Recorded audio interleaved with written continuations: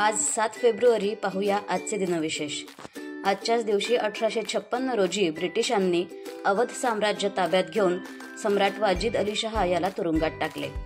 मराठी नाटकात प्रथमच फिरत्या रंगमंचाचा वापर 7 फेब्रुवारी 1965 रोजी सुरू झाला। स्वित्झर्लंडमधील महिलांना मतदानाचा अधिकार 7 फेब्रुवारी 1971 रोजी मिळाला। सोव्हिएत संघाने सोयुज 24 हे अंतराळयान 7 फेब्रुवारी 1977 रोजी प्रक्षेपित केले। क्रिकेट प्रशिक्षक श्रीयुत रमाकांत आचरेकर यांना श्री शिवछत्रपती जीवन गौरव पुरस्कार 7 फेब्रुवारी 2003 रोजी जाहीर झाला।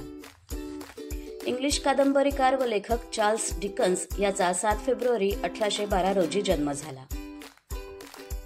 RMS टायटॅनिक जहाजाचे रचनाकार थॉमस अँड्र्यूज यांचा 7 फेब्रुवारी 1873 रोजी जन्म झाला।